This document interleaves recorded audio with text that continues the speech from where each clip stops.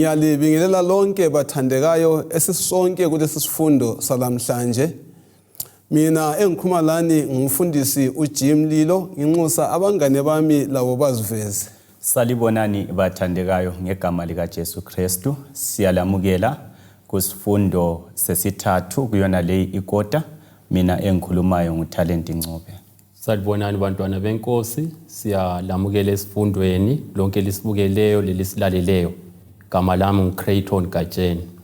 Salibonani sithanda zezulu ngegama lenkosi. Sanobonga umlimi ovumile ukuthi sibe siphila ngelanga lanamhlanje. Okhulumayo ngusithembi Nkosithembele Sivanda, asicimezeni sikhwelekene. Babotha sezulu emdalozi lomhlaba, sanobonga somandla isipho sempilo, sanobonga uNkulunkulu ukuthi uvumile ukuthi sifundele ilesson uNkulunkulu. Cela baba umoya wakho engcwele asambulele uNkulunkulu asifundise. Khulanthe igama lakho, amen. Amen. Amen. Siyakhumbuzana njalo ubana siphakathi kwencwadi kaGenesis. Incwadi esivezela uJesu Kristu. Kuvike liphelileyo sigcine sixoxa ngokuwa komuntu. Lamhlanje siyaphambili ngendaba efananayo. Sinanzelela ukuthi lokho kuwa komuntu kuletha impumela ezinjani. Lamhlanje sikhangela ngelifa likaKhayini kumbe indonsela kaKhayini. Ngizanxusa ukuthi ungifundele indinyana yokufundwa kekhanda. Genesis 4 verse 7. Right. Kambe ungaze wenze okulungileyo, ngawuyekwamukelwa yini? Kodwa nxa ungenzi okulungileyo, isono sichwathile emnyango wakho, sichisekela ukukuthumba, kodwa kumele usahlule. Sizananzelela phose isifundo sethu sonke esalamhlanje. Yes. Siyabe sikhangela ukuthi kanti nxa umuntu engenza okuhle kambe ngeke amukelwe na. Kuyini okwenzakalayo emva kokuwa komuntu? Njengalokho ngithe kuvike liphelileyo besifunda ngokuwa komuntu. Kuyini okwenzakalayo ngemva kokuwa komuntu okuyikho okugcwalisa ilizwi likaNkulunkulu esingathi ngesintu sakithi ilizwi lomuntu omdala ngaliweli phansi. Yes, yes. Yeah. Okunye sikubonayo emva umuntu esewile. Umuntu kwaba ngumuntu osokumele afe. Sibona ke lapha uKhayini esebulala uAbela. Right. Kugcwaliseka ngempela ukuthi ukufa sokungenile ngoba isono sesingenile. Ngempela uThixo wayechilo ukuthi lingadla lesi sihlahla lizakufa. Ngakho ilizwi lomuntu omdala uNkulunkulu kwavezakala kasobala ukuthi uqinisile elizwini lakhe. Yes. Kulento enthathekisayo. Right. Nxa sikhangele imemory text. Indinyana yokwaziwa ngekhanda. Yeah. Isichiyela ithemba elimangalisayo. uNkulunkulu uthi nxa usenza kuhle kambe ngeke wemukeleka na.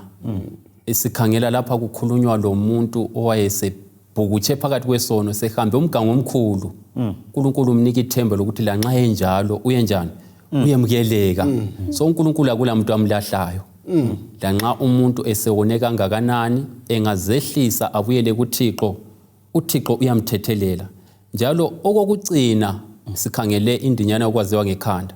Ichiya isifundo sokuthi uNkulunkulu uyasipha amandla okunqoba isono. uNkulunkulu uyasipha amandla okunqoba isono. So amandla okunqoba isono kasizizuzeli wona. Avela kuNkulunkulu. Thina bese sinqoba isono. Onye okungithathekisayo lapha okukhulunywa ngabafowethu ukuthi kuthiwe isono singaphi sisemnyango. Angithi uthi uRevelations chapter 3:20 uthini?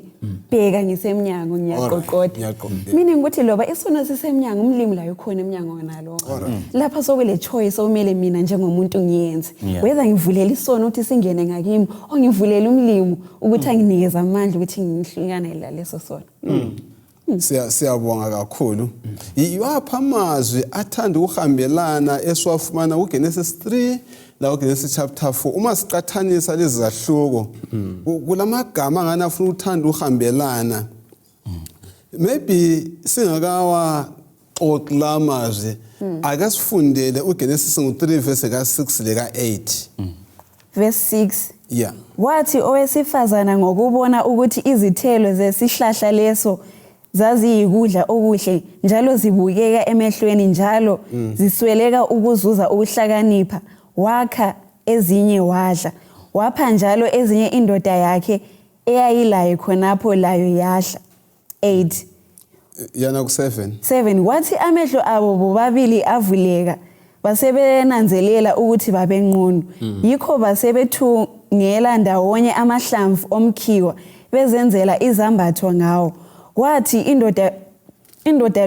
lomkayo bezwa umsindo kaJehova uNkulunkulu ehamba esivandeni umkhathi usupholile yikho basebemcatshela uJehova uNkulunkulu phakathi kwezihlahla zesivande uyiqathanisa lo 4 verse ka8 4 verse 8 yeah wathi uKhayini wathi kumfowabo uAbel kake sihambe siye egangeni kwathi bekhonale egangeni uKhayini wasemhlasela umfowabo uAbel wambulala right sifundane ngalapha nginanzelela lapha into ezimbili eziphosa zihambelana alright ngale uEva ubona ukuthi isihlahla sifanele ukudliwa lifruit leliyana ngapha ku chapter ngo4 uKhayini ubisa umnikelo owani owamafruits so kulezinto ezimbili lapha nxa isihlahla esasikhulunywa nguThixo ukuthi lesi lingasidla liza kufa bathi sebesidlile uthiwa bazibona sebenjani sebeze yes ukuthi ukuthi kwakungabuyeleki kuNkulunkulu kungela kuchitheka kwegazi babesala belokhe benqunu bengaze bezameni ukuletha okwezihlahla kwakungabuyeleki kuThixo loKhayini lapha ubuya lomnikelo futhi owani owamafruits okungayisikho ukuthi okuthwe akwenze ukuthi ukuthi wayelokhe egcizelela ukuthi mina ngingabuyela kumlimo ngiyimi kungela gazi ngezami indlela sizafika kukho lokhuyana so uzananzelela ukuthi ingozi ekhona eluntwini namhlanje ukuthi umuntu azibone ephelele kungela msindisi umuntu azibone esenelisa kungela msindisi umuntu azibone eyikho konke okupheleleyo kungela Jesu phakathi kwempilo yakhe right okunye singezelela khona lapho sinanzelela ukuthukwa komhlabathi uGenesis chapter 3 alright siyakufica futhi lapha ngenxa yegazi chapter 4 ngenxa yegazi likaAbela elaseli ngenile emhlabathini sithola futhi ukusiba lokuthukwa komhlabathi lapho umuntu ayizasebenza khona ayizalima khona siyabonga bathandekayo ingxenye yesifundo lelokhu iseluleka isiyangaphi isiyaphambili ngikhona namhlanje sizokukhangela kakhulu ngomcabango kaAdamu nxa wayezuza umntwana wokuqala angithi isithembiso wahle wasizuza ekoneni uGenesis 3 verse 15 nxa yezuza uKhayini sizafunda ngakho ukuthi waba lentokozo engakanani ukuthi kathe sezuzeni indoda yeah akusifundele uGenesis ngo4 verse ka1 lika2 verse 1 uAdam wambatha lomkakhe uEva wasethatha isisu wazithwala wazala uKhayini wathi ngosizo lukaJehova sengibelethe indoda verse 1 lo 2 muva wazala umfowabo uAbela kwathi uAbela waba ngumfuyi wemihlambi yezimvu kanti uKhayini yena wasebenza umhlabathi asikhangeleni lapha bathandekayo uverse 1 uyasitshela ukuthi sozokela ubani uKhayini emva ubani sothe sozokela uKhayini amazwi banalandelayo sengizuze ini indoda enkosini. Uverse 2 sokulo Abela. The next thing okunye olandela lapho waba ngubani ngumalusi wezimvu. Nxa sikhangela lokho ngobubanzi bakho sibakhanyisa hluko lesi la abantu bababili empilweni kaAdam lo Eva sebexotshiwe esivandeni seEdeni. Kuyini esikufundayo ngomntwana wokuqala abamtholayo bampha igama beqapheleni. Sebexotshiwe enkadeni seEdeni njengesikhulumile. Na umntwana sebemzuzile okuqala. Bampha igama kodwa indlela bampha ngayo igama uyabona ukuthi kukhona ababekuqaphele kuyini. Umfundisi uke wathinta enye indaba eqhakathekileyo. Isono sesingenile. Batshelwa ukuthi kuzafanele ukuthi kuzala umsindisi. So babekhangelele kakhulu ukuthi ifirst born yabo izibulo liza kuba ngumsindisi oza sifela ezonweni. So babekhangelele ukuthi uKhayini nguye umsindisi. So yikho ke ibizo leli nxa bemnika bakhangelele ukuthi kuzibulo labo leli elunguKhayini. Yikho lapho okuzatholakala khona umsindisi ababemkhangelele owayethenjiswe kuGenesis 3 ivesi ngelika 15. So bafaka ithemba elikhulu kuKhayini. Besithi ayindaba yesono kathesi sizaphela because umsindisi sezelwe. Yes, so uzananzelela ukuthi bona ithemba labo kakhulu lalise emntwaneni lo. Owesibili nxa ebuya babe ngasakhangelelanga ukuthi engaba ngumntwana ongaba ngumsindisi ngubeke njalo, kumbe okungathi nxa sesikudonsa kabanzi okungaphuma khona ucebo losindiso. So uzananzelela ukuthi bona bahle baba limited emntwaneni lo. Konke okwakungenziwa ukuthi umuntu asindiswe bona ngengqondo zabo basebe kuphanyeke emntwaneni lo. Kodwa kuNkulunkulu kuhamba kuye kabanzi kutshengise ukuthi uNkulunkulu kakho limited njengathi ukuthi si limited kangakanani ukuthi sigcina sifake ithemba lethu kokuyizinto okuchabalala. Ukugcizelela khonapho okuchiwo ngumfundisi uNcube. Sizananzelela ukuthi uAbela ivele babe ngaqhakathekisi njengokuqhakathekisa lokho ababekwenza ubani uKhayini ukuzalwa kukaAbela.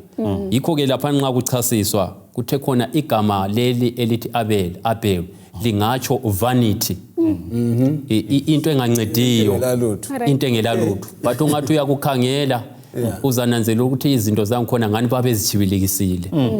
Ngecharacter kaKhayini nguye okwakufanele uthathwe nguvanity. But uvanity wabonakala eligugu. Bamqhakathekisa kangaka kwasokusithi lo oqhakathekileyo wathiwa nguvanity. Ngokunye ngikutholayo esifundweni. Kanti thina asiqhakathekisi na izinto ezingamelanga siziqhakathekise. Azumbuzo lo likhuluma lapha uhle wangifikela ukuthi kanti thina asiyenzi yini oKhayini bebe ngoAbel. Ngoba tsho ukuthi phela uAbel nxa sikhanyela sibili ngendaba isehla ngithi unikela umnikelo omuhle kakhulu ovumakala ezulwini. Kodwa sikhayleni uKhayini. And phela uKhayini vele yena nguye wayele vanity. Angithi so thina ezimpilweni zethu asizikhanyelenini ukuthi mina ngihlezi lapha angiqhakathekisi na ongamelanga uqhakathekise. Omunye nxa ekhuluma ezethi abantu are now majoring on minors and minoring on majors. Okukhulu okumele kube yikho kuyinhloso yethu sesikuchile sifake eceleni. Sesiqhakathekisa lokho okwenye. So ngicela ukuthi ngikhangele uKhayini lo Abela bona ngokwabo. Uzananzelela ukuthi abantu laba izimilo zabo zayehlukana ekukhuleni kwabo. Kwaze wagcina uKhayini sokunguye ohlamukayo.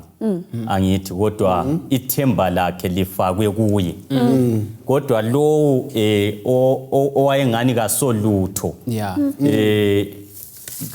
kazange abe lokuhlamuka. So nxa usenza izinqumo empilweni, izinqumo zokukholwa, kumele ukhangele ukuthi into oyiyenzayo kayikwenzi ukuthi ube lokuhlamuka yini. Kulezi gaba ezimbili. Every decision oyenzayo is either uphuma ungumhlamuki kumbe uphuma unamathele kuThixo. So izinqumo njengamaKristu esizenzayo kasizihlolisiseni sikhangele ngelihlo elibanzi ukuthi lokho esengunqumile la kungenza ukuthi ngiyale ngibambelele kuThixo yini kumbe kungenza ukuthi ngisuke kuThixo ngamandla. Xa kuyikuthi kungenza ukuthi ngisuke kuThixo ngamandla, ngcono ngigagadlele okukaNkulunkulu. Amen. Ngoba lapho ukufuna kwami lokufuna kukaNkulunkulu kuklahla, kumele ngilandele ukufuna kukaNkulunkulu. Ngoba ngingalandela kwami ngizasala mina ngilimele kumbe ngidisappointed. Ngithi siyananzelela ukuthi beze bethi lo UKhayini babeqaphele umsindisi. Ngileqiniso ukuthi abantwana babefundisiwe UKhayini lo Abela ukuthi abantu abethu impilo besihlala besiphila kanje lo uNkulunkulu sona sesona abantu abethu yikho phela uAbela wathatha umhlatshelo wezinyamazana. Babefundisa ukuthi ukuze sibuyisele silubudlalo bethu kumele sihlabe imhlatshelo le. Limhlatshelo ikhomba uJesu, singakhothi ukuthatha incwadi kaGenesis le futhi incwadi ekhuluma ngoJesu. Ikhomba uJesu ozaba umhlatshelo ozasifela. Khonokho okutshoyo lobe kutshiyo uMadawu lapha. Ngibona ngani kuqhakathekile kakhulu ukuthi singaziboni sesiqala ubona siqinise izinto ezingayisizo omese ziqinise. Sesikhangela izinto ezinjani? Useqinisa ama vegetable lani abese siyashiya okuyikho okulosindiso. Igazi elamele lichithekele ini impilo zabo. Mfundisi ngifikelwa ngomunye umbono lapho ukuthi kahle ngikhulume labantu abangamaKristu kusukela kithi lapha kusiya kubalaleli. Kukangaki izikhathi eziningi ehambweni lesiKristu esicina sesibambe izinto sichiya uNkulunkulu wezinto. Sicina sesibambe even nxa ukhuleka so ulimite uNkulunkulu to into oyifunayo. Sichiya isiqokoqela esiyiso sendaba. Mana ngiphe umzekeliso. Omunye umuntu sengakhulekela umtchado ecabanga ukuthi umtchado uzamupha ukuthula kodwa engakhulekeli ukususwa kwesono. Abe sezuza umtchado kodwa isono singasuswa ngempilweni yakhe. Ayengena lesono emtchadweni. Ama results yekulimala komuntu lwana esephakathi komtchado. Kodwa ngingakhulekela ukuthi firstly isono kasisuswe kimi. Okulandelayo kube ibenefit yokuthi isono sesisusiwe kimi. Ethi on time umlimo ngipha umtchado kwenze ukuthi nxa ngingena isono sisusiwe ngibe isibusiso emtchadweni. Lo mtchado wami uveze uNkulunkulu. So kumele sifike esigabeni sokuthi siyazwisisa ukuthi konke kungoNkulunkulu.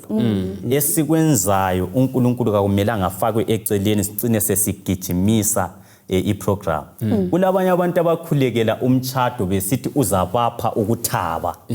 Kathesi bayachaywa emtchadweni yakho ngoba bangena isono singasuswanga. So izinto zalapha emhlabeni kaziphi kuthula okwaneleyo. Yebo ungaba lakho temporary ube le mali usithi zakupha ukuthula. Uthi sulayo uthole sulegodi lokufune yini ngoba ubelalo isono singanjani singasuswanga. So ngiya ekuthini inkululeko lokuthaba okwaneleyo kusekususweni kwesono ngegazi likaJesu Kristu. Siyabonga ngeqiniso nxa ukhuluma ngomtchado hanti kawuthi ukuthi umtchado omubi. Umtchado omuhle kakhulu. Akwenzela ukuthi singene isono sisusiwe. Lanxa ntinga umtchado mle ngudinge ngendlela kaNkulunkulu. Hayi khona ngendlela ebumina ufuna ukukhuluma. Okay, uNcube uthinte indaba eqhakathekile kakhulu. So kasikhulekeleni njengababukeli labalaleli lathi sonke sila. uNkulunkulu asivula amehlo sibone izinto eziqhakathekileyo. Angithi iBhayibheli vele liyasitshela ukuthi kasifune nini ukuqala umbuso wezulu lokulunga kwawo. Konke lokho okunye kuza njani? Kuzalandela. Manje thina sifuna ukuthi siqale sithole okunye lokho. Okukhulunywa liBhayibheli ukuthi ivanity. Nxa sesilakho ngikhona sesifuna ukudinga uJesu, siya vice versa into yakhona. Kumele siqale sithole uJesu. uJesu abe sesinika lezi izinto ezinye esizidingayo. So Adam uKhayini lapha, uAdam lo Eva babeka ithemba labo emuntwini ongayisuye. Bechiya umuntu onguye. So lathi sisengozini ukuthi sidinge ezinye izinto sifaka amathemba ethu ezintweni ezingasoze zisincede. Uncube lapha ukhuluma ukuthi hayi kasidinge nini uNkulunkulu uqala. Yinto eqhakathekileyo. Siyabonga. Ngithemba silalele balaleli ukuthi kuqhakathekile kubana empilweni sinanzele izinto eziligugu. Singachiye eziligugu sigijimela njani ongayisikho for okuncane kwangikhona umuntu omutsha uyahanjiswa emazweni enxa eCanada enxa eUkraine enxa noma ngaphi esiyafunda afike ngale akhohle akulandileyo angene kuma drugs angene kulokhwana ayebuya engasengento yalutho. So kumele siqaphele izinto eziqhatheke empilweni. Lapha uNkulunkulu uthena kubantwana laba bobabili Abel loKhayini iminikelo yezinyamazana yeqhakathekileyo. Kodwa namba bebuya leminikelo emingaki emibili akusifundele uGenesis 4 verse 1 kusiya ku5. Verse 1. uAdam wembatha lomkakhe uEva wasethatha isisu wazithwala wazala uKhayini. Wathi ngosizo lukaJehova sengibelethe indoda. Muva wazala umfowabo uAbela. Wathi uAbela waba ngumfuyi wemhlambi yezimvu kanti uKhayini yena wasebenza umhlabathi. Ngokuya kwesikhathi uKhayini waletha ezinye izithelo zomhlabathi ukuba ngumnikelo kuJehova. Kodwa uAbela waletha izitho ezinonileyo zisuka kwamanye amazibulo omhlambi wakhe. uJehova wamthokozela uAbela kanye lomnikelo wakhe. 5. Kodwa kamthokozelanga uKhayini lomnikelo wakhe. Yikho uKhayini wazonda kakhulu lobuso bakhe bahloba. Asiqathanisele imisebenzi yabo uKhayini lomsebenzi kaAbela. Imisebenzi yabo iveza impawu ezinjani zezimilo zabo. Balezimilo ezinjani ukwakukhuluma ngamafitshane. Nxa singanaba sikhangela izimilo zalabo abantu bobabili sizibona njani. uNkulunkulu azabuka isimilo sika Abel la kuHebrews 11 verse ka4 siyakufumana uzabe ifunda siyixoxa indawo uzabe ivula siyixoxa indawo. Siyananzelela lapho ukuthi abantu laba babefundisiwe ngabazali babo ukuthi sikulo umhlaba madoda kumele siveze uNkulunkulu. I-choice ngeyakho. Ukhetha ngokwakho. Ukhetha ngokwakho ukuthi uveze umlimo kumbe ulandele isitha. So imhlatshelo kuyenziwa kanje babekutsheliwe konke ukuthi kuyenzwa umhlatshelo wezinyamazana. So kuqhakathekile ukulalela amazwi enkosi. Amazwi enkosi. Siyabonga. So ekwenzeni kwabo lapha uKhayini wasebuya lo mhlatshelo wama-fruits o-beetroot. Yes, ngoba i-beetroot ngani iligazi kodwa kasogazi. Wasebuya lama-fruits umhlobo wonke. uAbela wasebuya lo mhlatshelo wenyamazana. Lama-fruits umfuna ukuthi sikubambe lo. Lama-fruits. So kwakuveza sobala ukuthi uAbela ukholwa kumsindisi ozayo onguJesu Kristu. Onguye ozasusa isono sani somhlaba. Wayekholwa ukuthi kangeke azisindise, kangeke azisuse isono. Kodwa lamandla okususa isono nguJesu Kristu. uKhayini wasesithi mina ngiyenelisa ngamandla ami. Ngokuletha oku-against intando kaNkulunkulu ongama-fruits. Wayesithi yena akadingi umsindisi. Uright enjalo. So ngiyangaphi ngicizelela ipoint le. uAbela okwenza waletha umhlatshelo wenyamazana lama-fruits. Yekuthi wayekholwa ekuthini sisindiswa ngokukholwa kuJesu. Kodwa ukukholwa okungela msebenzi kufile. Ngakho yikho wabisa konke.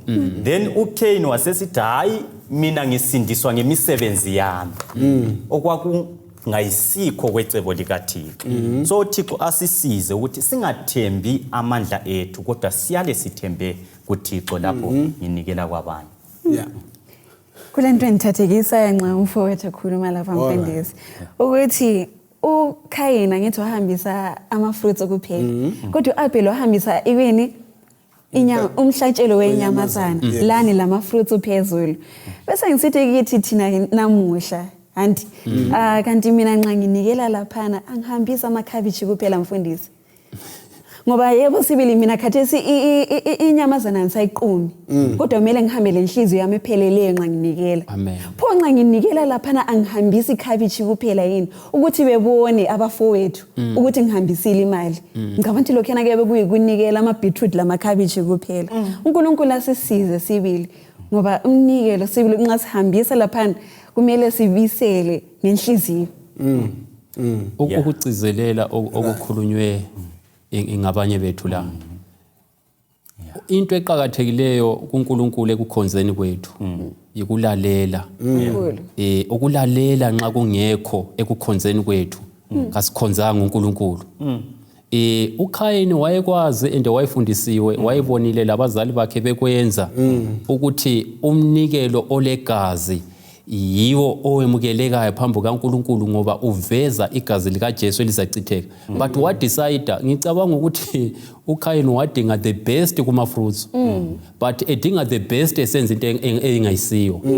So kulokunye okuyizinto esingakwenza okukhanya kuyi the best emehlweni ethu lemehlweni yabantu but nxa kungayenziwanga ngendlela kaNkulunkulu lezo zinto ngamakhabishi kudinga ukuthi kukho konke sikwenzayo kasikwenzeni ngendlela kaNkulunkulu ukulalela ukukhonza nxa kungela kulalela uNkulunkulu kasikho kukhonza kupheleleyo.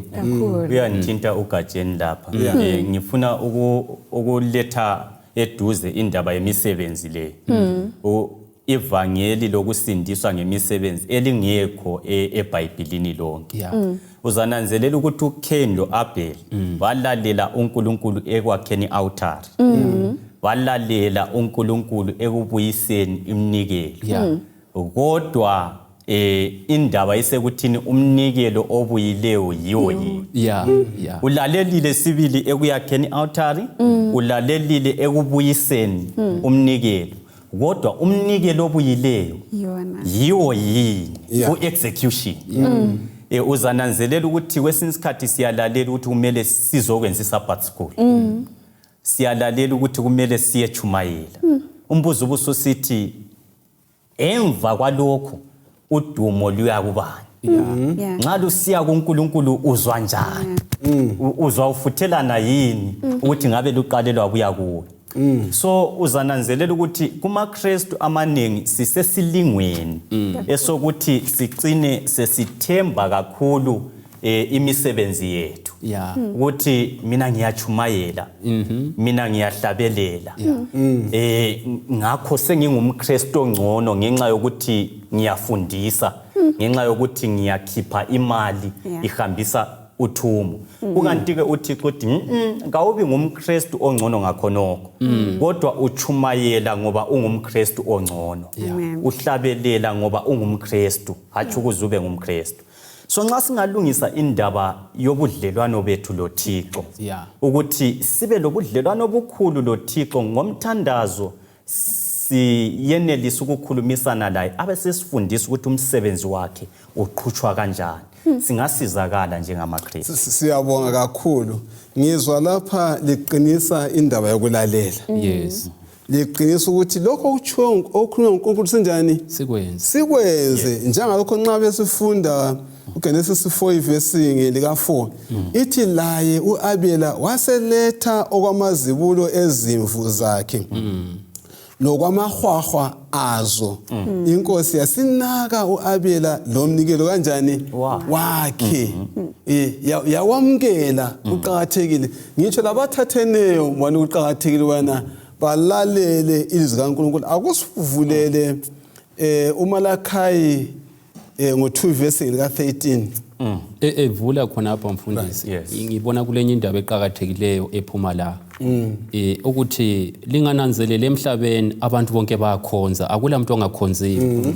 Abanye bangabe bekhonza izithombe lokunye, but abaningi bakhona ngabakhonza uNkulunkulu. Kodwa khona phane kukhonzeni, kulesifundo esiphuma la. Kulokunye ukukhonza okungemukelekiyo phambi kaNkulunkulu. Ngoba abanye abantu sicabanga ukuthi ezilongi ngikhonza akulandaba ukuthi ngikhonza njani. But lapha kuphuma isifundo esokuthi hayi kulokunye ukukhonza okuyikukhonza but okungemukelekiyo kubani kuNkulunkulu. Ukukhonza okwemukelekayo kuNkulunkulu ikukhonza kokwenza ngendlela kaNkulunkulu. Ukulalela uNkulunkulu. So kubabukeli labalaleli indlela esikhonza ngayo kasizibuzeni ukuthi yiyo yini ekhulunywa uNkulunkulu, yiyo yini emukelekayo. Ngoba kuthe khona kayisibo bonke abatsho kimi ukuthi inkosi inkosi abazangena ngapi embusweni wezulu, kodwa labo abenza intando kaBaba osezulwini. Siyabonga sho. Right. Akasibalele. Malachi 2 verse 18. Yeah. Ithi enye into eliyenzayo nansi ligcwalisa ialtare lika Jehova ngezinyembezi. Liyakhala libubula ngokuba kasayinanzi iminikelo yenu. Njalo kasayamukeli ngokuthokoza ezandleni zenu. Ngila khonapho ukuthi aniyabona ukuthi indaba yeminikelo iqhakathekile kakhulu.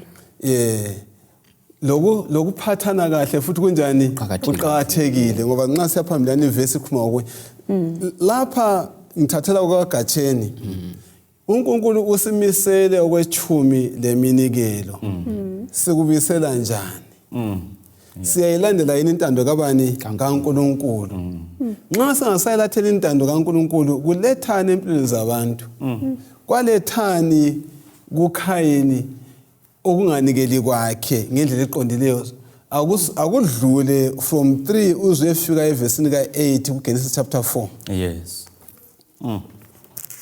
Yeah, uzananzelela ukuthi izikhathi eziningi ukunganikeli ngendlela enhle kule mpumela ya akufunde ivesi sibe sesicizelela. 4 verse 3. Ngokuya kwesikhathi uKhayini waletha ezinye izithelo zomhlabathi ukuba ngumnikelo kuJehova. Kodwa uAbela waletha izitho ezinonileyo zisuka kwamanye amazibulo omhlambi wakhe. uJehova wamthokozelela uAbela kanye lomnikelo wakhe, kodwa kamthokozelanga uKhayini lomnikelo wakhe. Yikho uKhayini wazonda kakhulu lobuso bakhe bahloba. Verse 5. Yeqoya ku8. Verse 8. Kwathi uKhayini wathi kumfowabo uAbela, "Kake sihambe siye egangeni." Kwathi bekhona le egangeni uKhayini wamhlasela umfowabo uAbela wambulala. Yawondaba. Yiziphi izehlakalo ezaholela ukuthi uKhayini abulale umfowabo? Yiziphi? Okwenza ukuthi uKhayini abulale umfowabo ukuthi umfowabo wayeke wamlanda. Wamtshela wathi bhuti ukhumbula ukuthi sifundisiwe ukuthi sinikele njani. uAbela wayeyenze konke ongamela ukuthi kwenziwe ukuthi abe ngumgcini womfowabo. So uKhayini kuthiwa ngamandla nxa uAbela esiza wayezonda. Ukuthi engathi emncane aphinde ayenze njani? Angitshela ukuthi kumele ngenzeni. Yona liyana isystem kaSathani ezulwini. Esesengulusifa. Ezinye izingilosi ayezithungamela zazibuya zimtshela ukuthi icebo likaThixo yileli. Yena ethi ngathi kuyimi engiphezulu zibe yizo. The more zibuya zimtshela, the more ulokhuzenini uLucifer wayesiba le pride. So uKhayini wazi wabona ukuthi kwakhona undoda lo angeke amcontrole ingqondo zakhe. Esebone ukuthi ngeke ambambe ingqondo zakhe. Into eyayikhona ukuthi aciche ukuyikhanya lokho okunguAbela. Kwaso kumele ambulale. Ngoba ezilong ukukhanya okunguAbela kwakulokho kukhona kwakuveza ngamandla ubumnyama bukaKhayini. So ukuze asale elokho esecure ebumnyameni bakhe, the only option ayelayo ukuthi abulale umfowabo. Sithembe inkosi. nxa ubufunda ivesi le iyasivezela ukuthi uKhayini wathukuthela kakhulu okumangalisa njalo lokho eseshilo okaNcobe. Ubonani wayethukuthelele bani sebesibili? Lapha ngubona nxa ngibalale lawa amavesi ukuthi oqala wayethukuthelele umlimo. Okwesibili wayethukuthelele lo mfowabo. Njengoba besitsho uNcobe. Uthukuthela umlimo athukuthele lo mfowabo ukuthi kangakanani ukuthi kuvuma kanjani ukuthi njani owakho mhlatshelo uvunywe owakho njani ungavunywanga. Bese ngithola futhi enye aspect esiphuma lapha mfundisi ukuthi sokusiba lo mhobholo. Liyazi ukuthi abelanto ebuhlungu.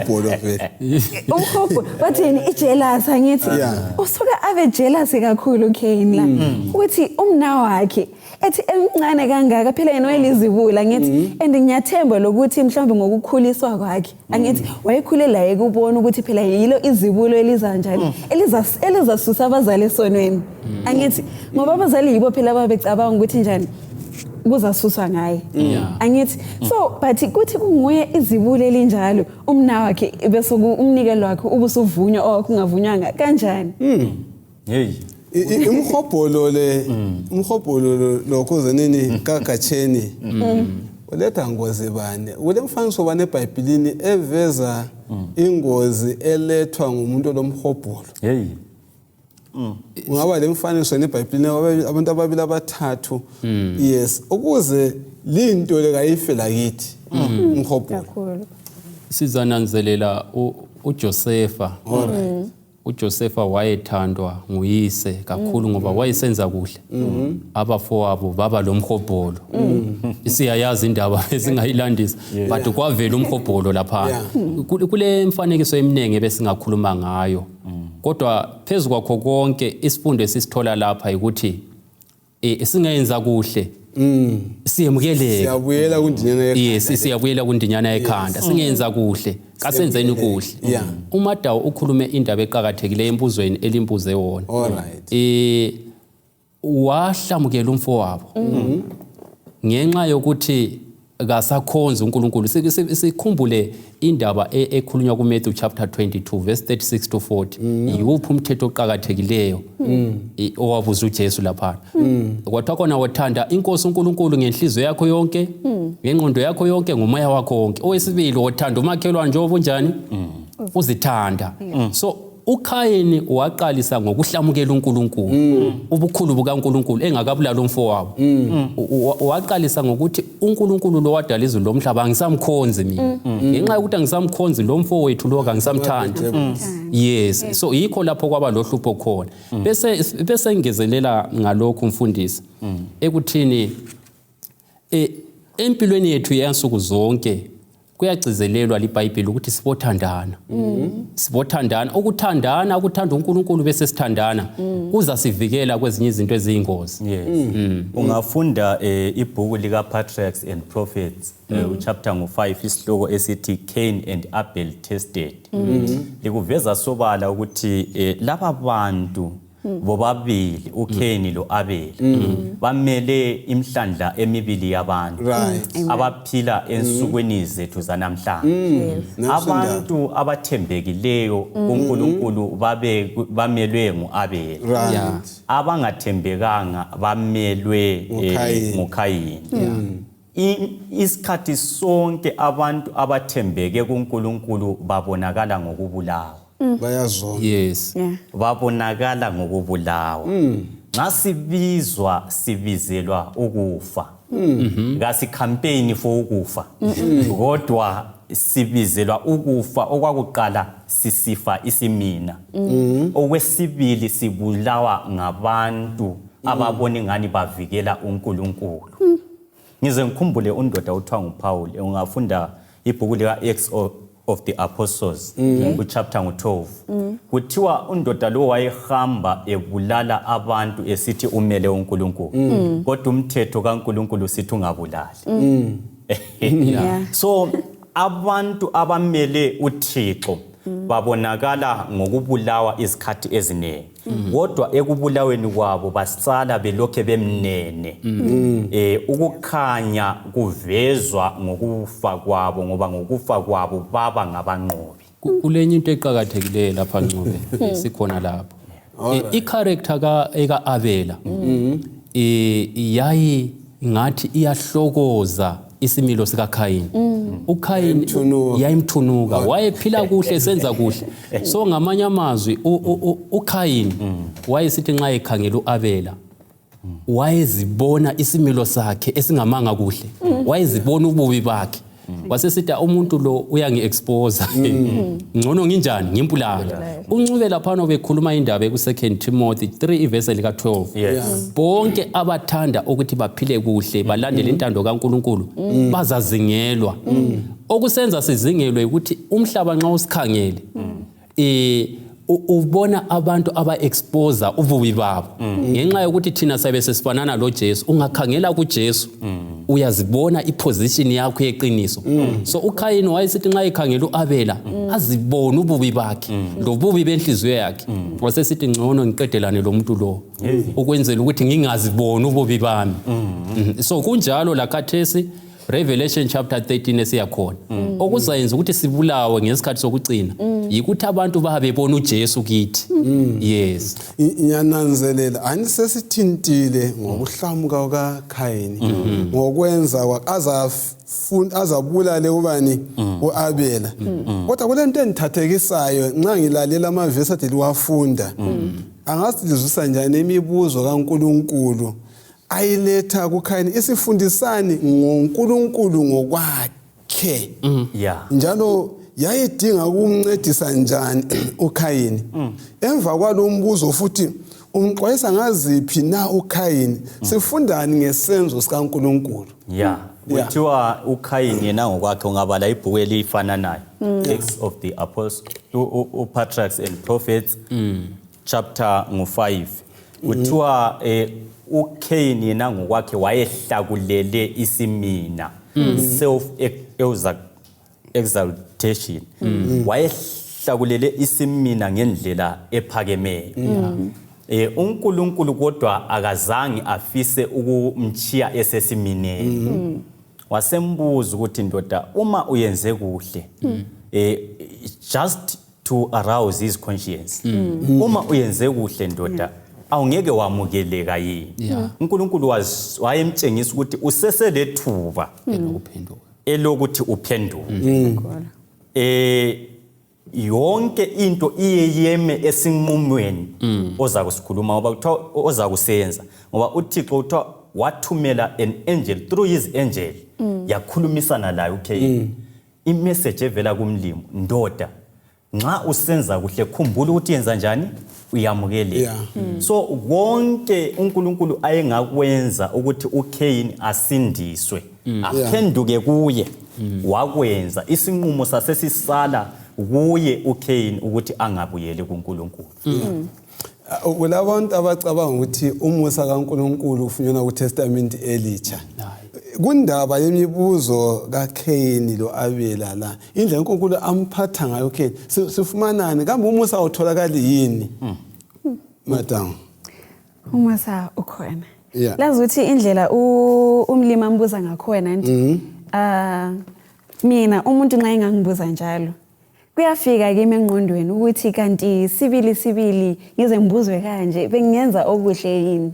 Angithi so indlela umlimi abuza ngakhona uKhayini wayefisa ukuthi kanjani azinanzelele iphutha lakhe. Nxa esezinanzelele iphutha lakhe bese njani ebesephenduka kulokhana. uNkulunkulu nxa embuza yena wevele wayemfuna ukuthi uNkulunkulu uyathethelela ngithi wayevele emthethelele yikho phela icebo lesindiso loselukhona kudala. So lapha wayefuna ukuthi uKhayini ananzelele isono sakhe abesephenduka ngoba uNkulunkulu nxa ekunikeza ichoice angithi ukunikeza ichoice eyokuthi loba usuwele esonweni ukwanisa ukuthi njani uphume akwamukele ebese kunikeza amandla ukuthi unjani usinqobe leso sono.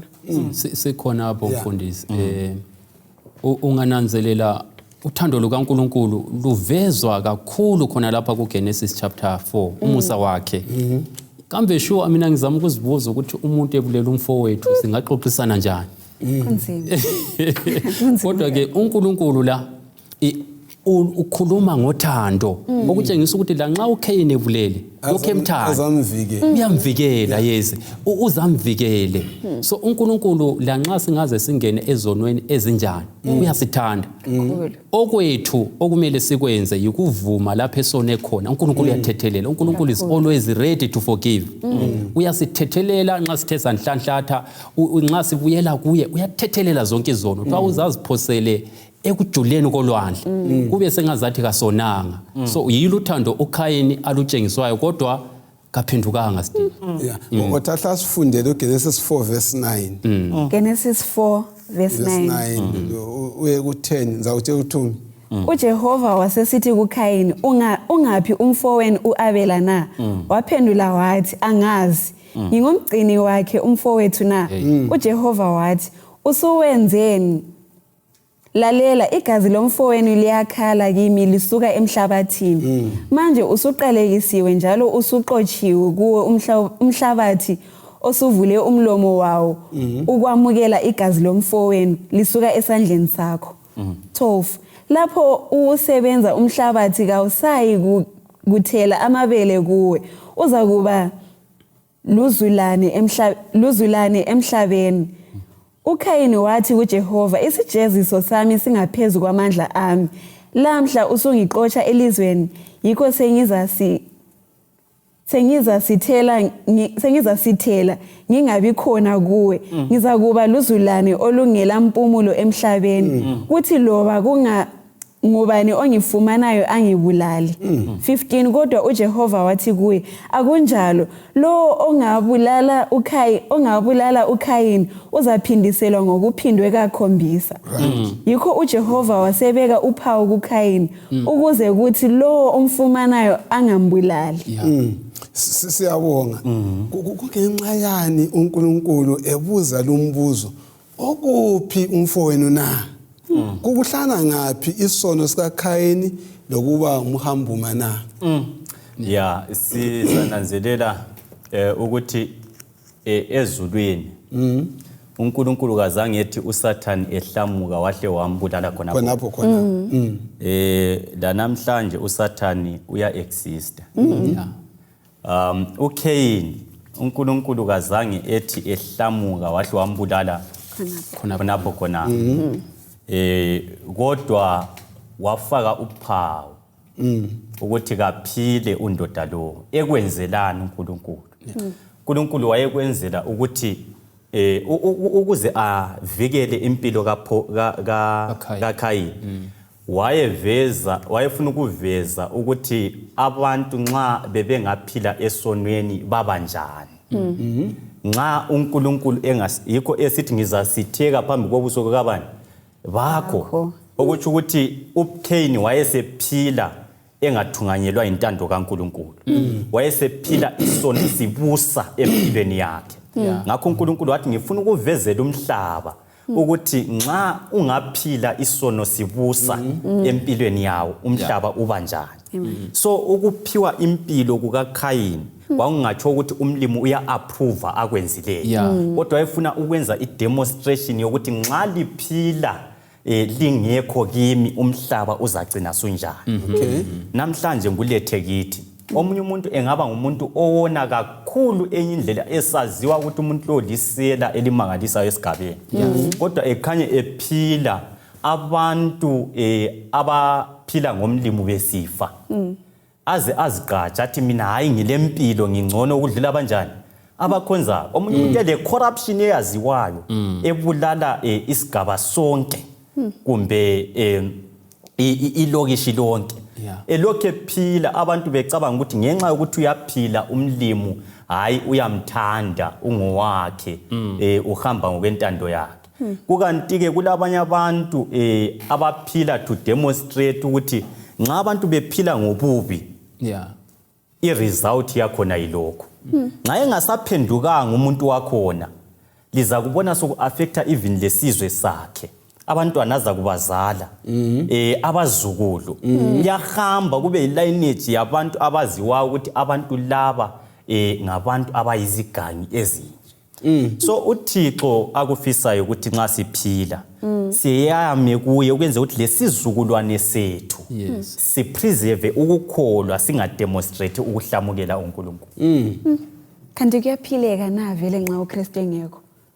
Akuphileke. Yazuthi umfowethu lapha nxa ekhuluma ngicabanga ikakhulu ngaleli lizwe elithi lona ufihliwe ebusweni benkosi. Yeah.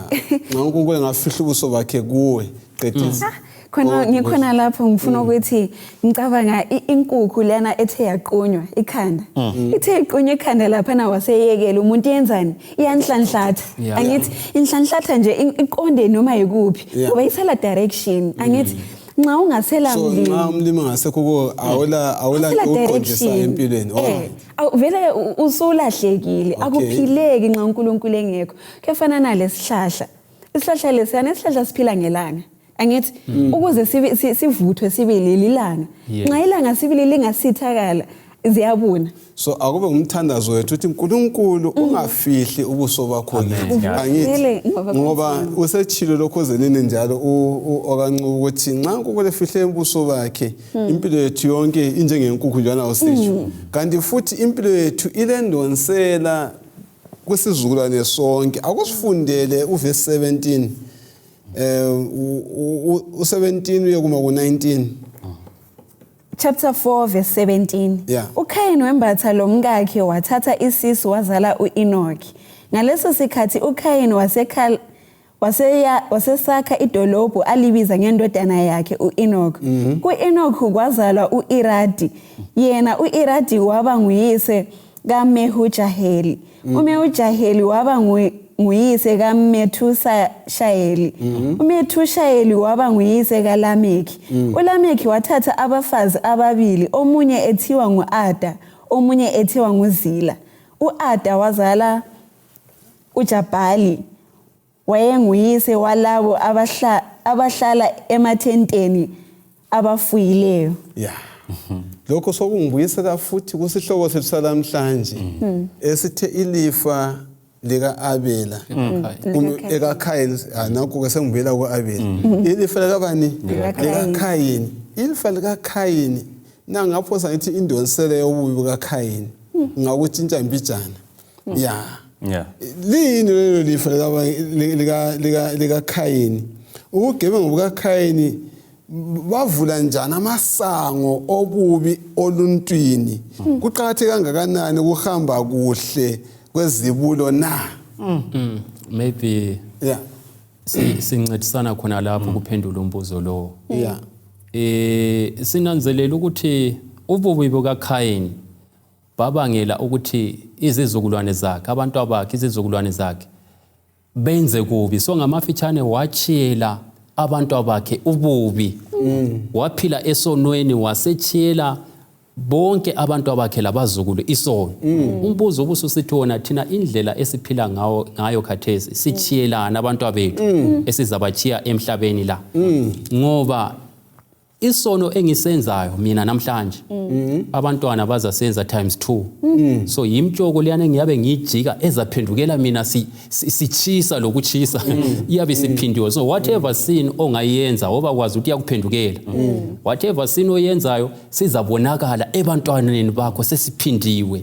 So kasiphileni ngendlela yokuthi sizachiyela abantwana ilifa elihle elizayenza ukuthi babone umbuso wezulu. Ayikhona ilifa elinjengelika Khayini le elakhulisa imuli yobubi. Elakhulisa imuli yobubi. Ngikhulume ngokwenzakala eZimbabwe kathesi. Kulamakhala ayenziwa ezikolweni la.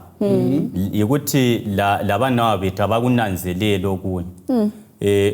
Of course ingce ukuba ngamaqili kwabantwana esilabo kungenxa ukuthi lathi sasivele singamaqili kodwa sokubuya ku×2 ebantwaneni bethu. Kulamakhala lawa nxa ngumzali ungabe waliqili lomzali umntwana uzakwenza sokuphindiwe. Amakhala lawa uyathola ukuthi ufunakala $5 yekhala. Umntwana sebuya sekuchaya $20.